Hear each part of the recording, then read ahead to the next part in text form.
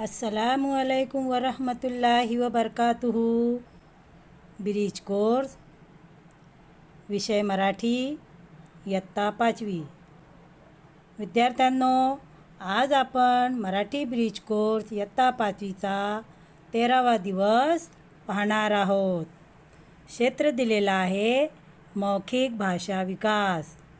संकल्पना संबोध दिलेली आहे कविता सादरीकरण, नज्म पढ़ना। क्षमता सलाहियत दी हुई है श्रवण, वाचन, भाषण, लेखन। सुनना, पढ़ना, बोलना, लिखना। अध्ययन निष्पत्ती आमोदिशी महसील। आपल्या कल्पकतेनुसार गोष्ट, कविता, कविता वर्णन इत्यादी कथन करताना भाषेच्या सृजनशीलतेने वापर करतात। प्यारे बच्चों, आप कोई कहानी या नज़्म सुनाते वक्त ज़बान का सही इस्तेमाल करते हो। जाणून घेऊया, आओ मालूम करे।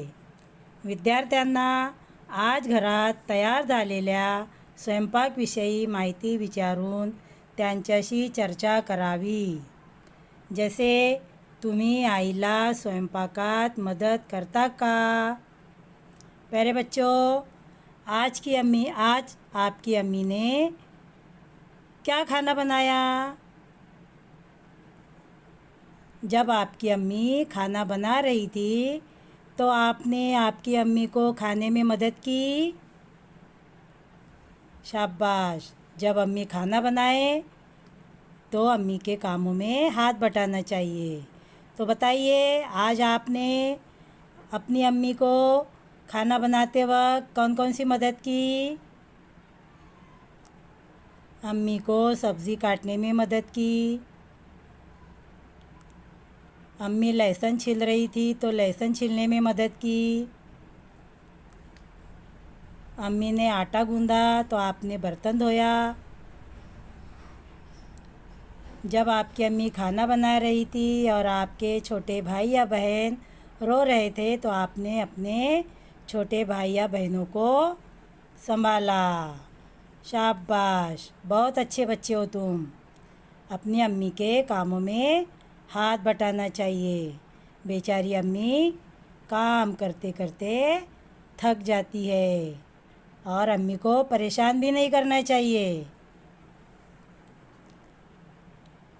सक्षम बनूया, आओ अहलियत पैदा करे। शिक्षकांनी खेळातील स्वयंपाक ही कविता तालासुरात सभिनय म्हणून दाखवावी। कवितेची एक एक ओळ म्हणावी। विद्यार्थ्यांना मागे म्हणायला सांगावे। विद्यार्थ्यांना स्वतःबरोबर गटात व वैयक्तिकरित्या कविता तालासुरात सभिनय म्हणून घ्यावी। प्यारे बच्चों, आपकी चारुम जमात की दरसी किताब में खेड़ातिल स्वयंपाक एक नज़्म दी गई है, वो आपको हम पढ़कर सुनाएंगे। आपको वो हमारे साथ पढ़ना है, उसको ज़बानी याद करना है और इनफरादी या इज्तिमाई तौर पर अपने वालिदैन या उस्ताद या अपने दोस्त या सहेली को सुनाना है। तो चलिए पढ़ते हैं कविता खेळातील स्वयंपाक। ऐका वो म्हणा, सुनो और बोलो। पिठामध्ये पाणी घालतो, तिंबून तिंबून कणिक मळतो। भरभर भरभर पोळी लाटतो, पोळीचा फुगा तव्यावरती फुगतो। गरम गरम पोळी वाळतो, विडीवरती वांगी चिरतो। गरम मसाला त्यात भरतो, कढईत तेल मोहरी फुटता। तिखट घालून रस्सा करतो, डाळ तांदूळ भांड्यात धरतो। पाण्याची वर धार धरतो, कुकरच्या तोंडात शिट्टी कोंबतो। स्वयंपाक झाला जाहीर करतो, स्वयंपाक माझा डबीत मावतो, तरीही आम्ही पोटभर जेवतो. पचनासाठी 2 फळे प्रत्येकाला देऊन ठेवतो. प्यारे बच्चों, अब इसका मतलब देखते हैं. पिठामध्ये पानी घालतो, आटे में पानी डालते हैं, तिम्बुन तिम्बुन कणिक मळतो और फिर धीरे धीरे आटा गूंथते हैं. भर भर पोळी लाटतो और जल्दी जल्दी पोळी यानी रोटी बेलते हैं. पोळीचा फुगा तव्यावरती फुगतो और रोटी का फुग्गा तवे पर फूगता है. गरम गरम पोळी वाढतो और फिर गरम गरम रोटी परोसते हैं. विडीवरती वांगी चिरतो. विडी यानी क्या? ये देखिए, दराती या पावसी को विडी कहते हैं. वांगी यानी क्या? बैंगन. चिरतो यानी काटते हैं. विडीवरती वांगी चिरतो, पावसी या दराती से बैंगन काटते हैं. गरम मसाला त्यात भरतो और उसमें क्या भरते हैं? गरम मसाला भरते हैं. कढ़ाईत तेल मोहरी फुटता. मोहरी यानी क्या? राई. कढ़ाई में तेल और राई का बघार देते हैं. तिखट घालून रस्सा करतो. तिखट यानी मिर्ची और रस्सा यानी सालन, यानी उसमें मिर्ची डालकर फिर सालन बनाते हैं. डाळ तांदूळ भांड्यात भरतो. डाळ यानी दाल, तांदूळ यानी चावल, भांडा यानी बर्तन. दाल तांदूळ भांड्यात भरतो. दाल और चावल बर्तन में रखते हैं.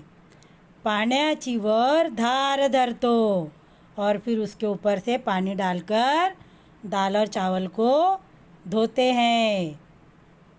कुकरच्या तोंडात शिट्टी कोंबतो. कुकर के मुंह पर फिर सीटी लगाते हैं. तोंड यानी मुंह. स्वयंपाक झाला जाहीर करतो. स्वयंपाक यानी खाना बनाना और जाहिर करना, ऐलान करना, और फिर ऐलान हो जाता है कि खाना बन गया. स्वयंपाक माझा डबीत मावतो. डबीत यानी छोटे से डब्बे में, छोटा सा, यानी खाना जो है वो छोटा दिखाई देता है. तरीही आम्ही पोटभर जेवतो. फिर भी हम पेट भरकर खाना खाते हैं. पचनासाठी 2 फळे. पचन यानी हाजमा, 2 यानी 2 और फळे यानी फल. पचनासाठी 2 फळे, हाजमे के लिए 2 फल. प्रत्येकाला देऊन ठेवतो. प्रत्येक यानी घर के हर लोगों को. देऊन ठेवतो, देकर रखते हैं. प्रत्येकाला देऊन ठेवतो, हाजमे के लिए 2 फल घर के सभी लोगों को देते हैं. तो प्यारे बच्चों, इस तरह आपने खेड़ातील स्वयंपाक इस कविता को पढ़ा और इसका मतलब उर्दू में भी समझा. प्यारे बच्चों, अब इस नज़्म को, इस कविता को आप ज़बानी याद कीजिए और ज़बानी याद करने के बाद बिना देखे अपनी बयाज में इस नज़्म को लिखिए और अपने घर के वालिदैन या फिर अपने उस्ताद या फिर अपने दोस्त या सहेली को इस नज़्म को सुनाइए. सराव करूया. आओ मश्क करें. खालील कामासाठी कवितेत आलेल्या कृती क्रमाने सांगा. नीचे कुछ काम दिए हुए हैं. उन कामों के लिए नज़्म में कौन से अमल किए गए हैं उनको आपको बताना है. जैसे पोड़ी करने यानी रोटी डालना. रोटी डालना, इसके लिए नज़्म में कौन कौन से काम आए हुए हैं? पिठामध्ये पाणी घालणे, कणिक मळणे, पोळी लाटणे, तव्यावर शेकणे, अशी कृती पोळी करण्यासाठी आलेली आहे. नंबर 2, भाजी करणे. सब्ज़ी पकाने के लिए कौन सा अमल बताया गया है कविता में, नज़्म में? उसको लिखना है. तो कौन सा अमल बताया गया है भाजी करने के लिए? विडीवर चिरणे, मसाला भरणे, तेल मोहरी टाकणे आणि रस्सा करणे. नंबर 3, भात करणे. भात करणे यानी चावल बनाना. तर मग भात करण्यासाठी कोणती कृती दिलेली आहे कवितेत?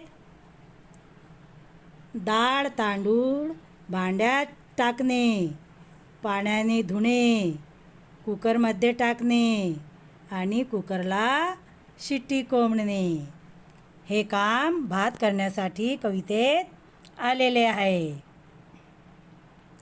खालील कृतीसाठी कोणती साधने लागतात ते सांगा.